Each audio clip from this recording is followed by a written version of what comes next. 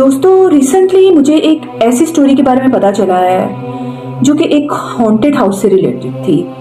اب haunted house والی stories تو آپ لوگوں نے پہلے بھی بہت دفعہ سنی ہوں گی، لائک ایک گھر ہوتا ہے وہ ہانٹڈ ہوتا ہے، ٹھیک ہے، وہاں پر ایک فیملی موو کرتی ہے، اس کے بعد ان کے ساتھ کچھ پیرا نارمل ایکٹیویٹیز ہوتی ہیں، اس کے بعد وہ اس گھر کو چھوڑ کے چلے جاتے ہیں۔ تو یہ تو ایک نارمل سا قصہ ہے، یہ تو ہر دفعہ ہمیں ہانٹڈ سٹوریز میں سننے کے لیے ملا ہے۔ لیکن آج کی جو سٹوری ہے وہ تھوڑی سی ڈیفرنٹ ہے۔ لٹرلی اس سٹوری نے مجھے خود بھی اسکیئرڈ کر دیا تھا، لائک میں سوچ رہی تھی کہ دنیا میں ایسے گھوسٹ بھی ایگزسٹ کرتے ہیں۔ لیکن اس سٹوری کو کنٹینیو کرنے سے پہلے میں آپ کو وارن کرنا چاہتی ہوں کہ یہ سٹوری آپ لوگوں کو بھی ڈسٹرب کر سکتی ہے، جیسے اس سٹوری نے مجھے ڈسٹرب کیا تھا۔ خیر، یہ سٹوری ہے ایک فہد نام کے لڑکے کی جو کہ 12th کلاس کا اسٹوڈنٹ تھا، اور یہ اس وقت کی سٹوری ہے جب وہ صرف 15 ایئرس کا تھا، ٹھیک ہے۔ اور فہد اپنی فیملی کے ساتھ ایک کراچی کے بہت گنجان آباد علاقے میں شفٹ ہوتا ہے، جو کہ انہیں کافی کم پرائس پہ گھر مل رہا تھا، لیکن وہ بہت زیادہ ایکسائٹیڈ تھا کیونکہ وہ ایک نئے گھر میں شفٹ ہو رہا تھا۔ فہد کو بالکل بھی اس بات کا اندازہ نہیں تھا کہ اس کے ساتھ جو ہونے والا ہے وہ اس نے کبھی بھی امیجن نہیں کیا تھا، اور اس کے بعد اس کی زندگی کا بالکل ڈی این ہی ہو جائے گا۔ جب فہد اپنی فیملی کے ساتھ اس گھر میں شفٹ ہو جاتا ہے تو شروع میں تو سب کچھ بالکل نارمل تھا، ٹھیک ہے، لیکن فہد جو کہ 11th کلاس کا اسٹوڈنٹ تھا اور اس کے ایگزامز بھی نزدیک تھے تو اسے دیر تک پڑھنے کی عادت تھی۔ پھر سوتے سوتے اس کو رات کے 2 بج گئے جب اس نے لائٹ آف کی اور لیٹ کیا۔ شاید ابھی سے چند منٹ ہی گزرے تھے کہ ہلکی سی ٹک کی آواز سے اس کی آنکھ کھل گئی۔ ایسا لگا جیسے کسی نے دروازے کی کنڈی کو چھیڑا ہے۔ اس نے سوچا کہ شاید اس کا وہم ہے، لیکن اب کی بار یہ دوبارہ پھر سے ہوا تو وہ اٹھ کے بیٹھ گیا، اور اسے ایسا محسوس ہوا جیسے اس کے کمرے کا دروازہ اندر کی طرف آہستہ آہستہ کھل رہا ہے۔ گھر میں اس وقت سبھی سو رہے تھے۔ اس نے ہمت کر کے آواز لگائی، امی۔ اسے لگا کہ شاید اس کی ماں ہوگی، لیکن اسے کوئی جواب نہیں ملا۔ پھر اس نے اپنے موبائل کی ٹارچ آن کی۔ دروازہ آدھا کھلا ہوا تھا، باہر لابی میں بالکل اندھیرا تھا۔ وہ باہر نکلا، پورا گھر خاموش تھا۔ اسے لگا شاید اس کا وہم ہے، پھر وہ سونے کے لیے چلا گیا۔ پھر اگلی صبح تو شاید وہ یہ بات بھول بھی چکا تھا، اور اس نے یہی سمجھا کہ شاید اس کا وہم ہے۔ لیکن اگلی رات یہی 2 بجے کے قریب اس کا دروازہ پھر سے کھلا۔ اب یہ کوئی اتفاق نہیں تھا۔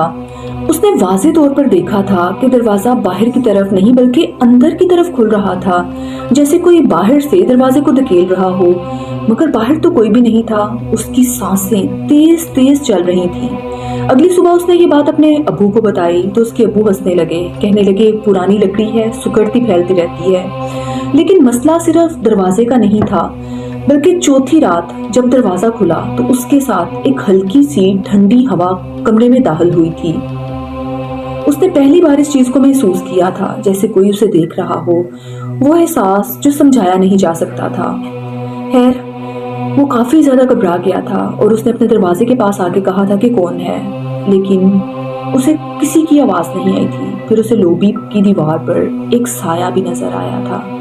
وہ بھاگ کر لائٹ آن کرنے کے لیے گیا، مگر کچھ بھی نہیں تھا۔ اب اس نے فیصلہ کر لیا تھا کہ اصل بات کیا ہے اسے معلوم کرنی ہی ہوگی۔ خیر، وہ کالونی کے پرانے چوکیدار کے پاس گیا۔ وہ کافی عرصے سے وہاں پر ہی کام کر رہا تھا۔ پہلے تو اس نے اسے ٹالنے کی کوشش کی، مگر جب فہد نے ضد کی تو اس نے آہستہ سے کہا کہ یہ گھر 5 سال سے خالی پڑا ہوا ہے۔ یہ بات سن کے اس کا دل زور سے دھڑکنے لگا۔ چوکیدار نے اسے بتایا کہ یہاں پر ایک کپل رہتا تھا۔ پہلے تو ان دونوں کے درمیان میں بالکل ٹھیک تھا، لیکن اس کے بعد اس کے ہسبینڈ کو جاب کے لیے دوسری سٹی میں جانا تھا تو اس نے اپنی وائف کو گھر پہ اکیلا چھوڑ دیا۔ اس کی وائف رات کے 2 بجے تک اپنے شوہر کا بیٹھ کے انتظار کیا کرتی تھی، لیکن کافی زیادہ دن گزرنے کے بعد بھی اس کا شوہر گھر واپس نہیں آیا۔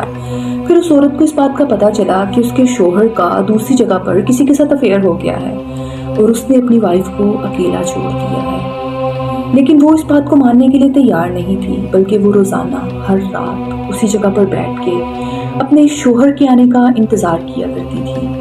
خیر، دن اسی طرح سے گزرتے گئے۔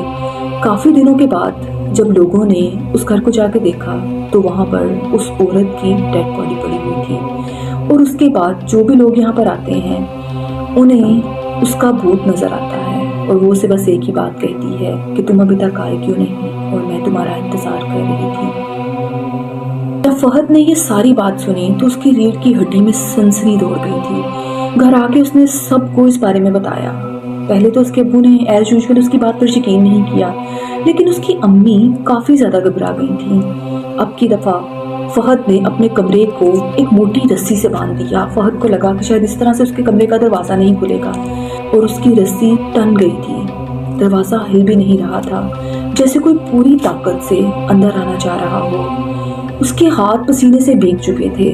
پھر اچانک سب کچھ خاموش ہو گیا۔ فہد نے سوچا کہ شاید اب سب کچھ ختم ہو گیا ہے، مگر چند ہی سیکنڈ کے بعد اس کے کان کے قریب بہت آہستہ سے ایک سرگوشی ہوئی کہ میں آ گئی ہوں۔ وہ بالکل جم گیا۔ وہ آواز کسی عورت کی ہی تھی۔ اب کی بار دروازہ کھلا نہیں تھا، مگر اگلی صبح رسی کٹی ہوئی تھی، جیسے کسی نے سیدھی کاٹی ہو، جیسے کسی نے چاقو کے ساتھ اس کو کاٹا ہو۔ اب کی دفعہ تو فہد کے ابو بھی بہت زیادہ سنجیدہ ہو گئے تھے۔ انہوں نے گھر پہ ایک امام صاحب کو بلایا، دعا کروائی۔ اس کے بعد سب کچھ بالکل ٹھیک جانے لگا، لیکن فہد کے سر سے یہ بھوت اتر ہی نہیں رہا تھا۔ اسے روزانہ رات کو ایسے لگتا تھا جیسے کوئی تو ہے جو اسے بلا رہا ہے۔ کبھی اسے ایسا محسوس ہوتا تھا کہ اس کے خواب میں ایک بوڑھی عورت آئی ہے جو عجیب و غریب شکلیں بنا کے اسے ڈرانے کی کوشش کر رہی ہے۔ کبھی کبھی فہد کو ایسا لگتا تھا جیسے وہ ایک چھوٹا بچہ بن گیا ہے اور اس کے خواب میں کوئی آ کے اسے ڈرانے کی کوشش کر رہا ہے، لیکن اب وہ بار بار اپنے پیرنٹس کو یہ بات بتا کے پریشان نہیں کرنا چاہتا تھا، لیکن وہ اندر ہی اندر اس پریشانی کی وجہ سے گھلتا چلا جا رہا تھا۔ فہد دن بہ دن کمزور ہوتا جا رہا تھا اور نہ ہی اس کا پڑھائی میں من لگ رہا تھا۔ اس کے پیرنٹس بھی اس کی اس کنڈیشن کی وجہ سے بہت زیادہ پریشان تھے۔ پھر ایک دن فہد نے اپنے آپ کو کمرے میں بند کر لیا۔ اس کے پیرنٹس اسے بلانے کی کوشش کر رہے تھے، لیکن وہ کمرے میں سے باہر ہی نہیں آ رہا تھا۔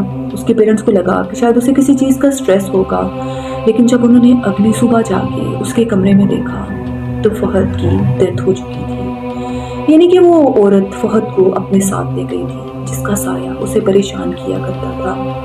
اب یہ خبر فہد کے پیرنٹس پہ ایک قیامت بن کے ٹوٹی تھی، کیونکہ فہد اپنے پیرنٹس کا اکلوتا بیٹا تھا۔ اس کے پیرنٹس نے جب اس کا پوسٹ مارٹم کروایا تو پتہ چلا تھا کہ وہ کافی دنوں سے سٹریس لے رہا تھا اور فہد کو شیزوفرینیا کی بیماری ہو گئی تھی۔ یعنی کہ اس نے جو سب کچھ اس چوکیدار سے سنا تھا، وہ سب کچھ وہ اپنی امیجنیشنز میں دیکھ رہا تھا، اور یہ سب کچھ بس اس کا وہم تھا۔ اسی لیے دوستوں کہتے ہیں کہ کسی بھی نئے گھر میں جانے سے پہلے اس گھر کا خزان کروا لینا چاہیے اور اچھے سے چھان بین کر لینی چاہیے، کیونکہ یہ سارے معاملے بہت زیادہ سینسٹیو بھی ہو سکتے ہیں۔ اگر آپ لوگوں کو سٹوری اچھی لگی ہو تو مجھے کمنٹ سیکشن میں ضرور بتائیے گا۔